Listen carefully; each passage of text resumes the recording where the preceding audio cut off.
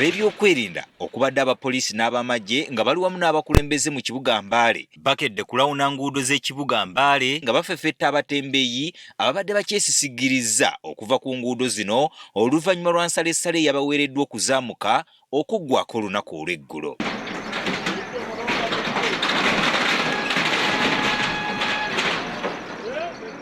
Ebikwekweto bino bitandikidde mu Sanitary Lanes ab'obuyinza bwe basitudde ebimotoka biweetiiye okumenya obuyumba obubadde bwazimbibwa mu kifo kino mu bumenyi bw'amateeka ate ng'ewalala abantu babadde beeyambisa mikono okubumenya wakati mu bukuumi obutagambika.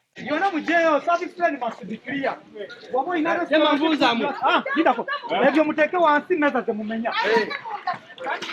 Teeka wansi safuliya z'emmeza meza za plastic.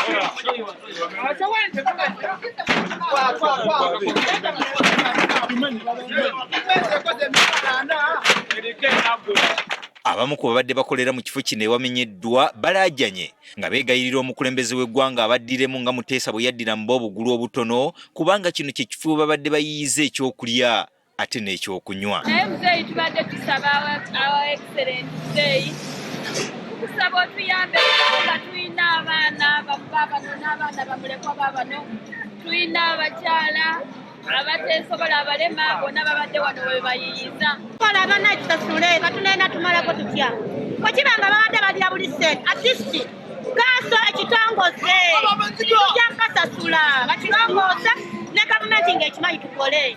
Muzeeyi Museveni weewale nnyo tukuuma gainizi zaffe, tukuuma gainizi alabalaba gainizi ezo ze tukuuma ensi ekulaakulana nga abantu mwebali n'ekibuga kibeeramu abantu. Abamu ku bakulembeze mu kitundu kino bakukkulumye olw'okubabuuka abakulu nga bagenda okukola ekikwekweto kino.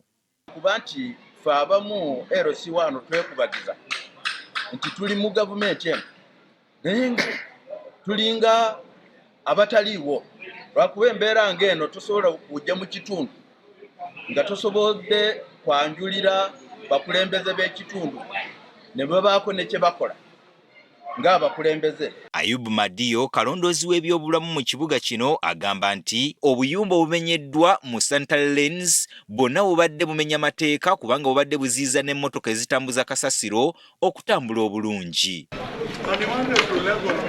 Geoffrey Magisa, Town Clerk owa Industrial Division mu kibuga kino nga yakulembeddemu ekikwekweto kino akakasizza nti bakugenda mu maaso n'ebikwekweto bwe biti okutuukira ddala ku Lwokutaano olwa Ssabbiiti eno. And we are urging the owners of these buildings to close behind lockups, because these are illegal structures. They are not approved in the plan. So we are doing trade order and cleaning Mbale. Ategeezezza nti bonna abagobeddwa ku nguudo bakutwalibwa mu butale 6 obuli mu kibuga kino kubanga ebifo mu ebiri ebibamala bonna. And we are also organizing trade order so that people go to the lockups so that we don't lose the revenue. These people sell on the verandas, they don't pay the revenue. Mu kiseera kino enguudo abatembeeyi kwe babadde bakolera zitangadde nga n'abayise naddala abatambuza ebigere batambula bulungi nga tewaliiwo abakuba ku mukono. Wabula bino we bijjidde nga n'abakulu mu kibuga Kampala bakyagenda mu maaso n'ebikwekweto okufuuza abatembeeyi abayinza okuba nga bakyeremedde ku nguudo mu kaweefube gwe baliko ow'okugogola ekibuga Kampala.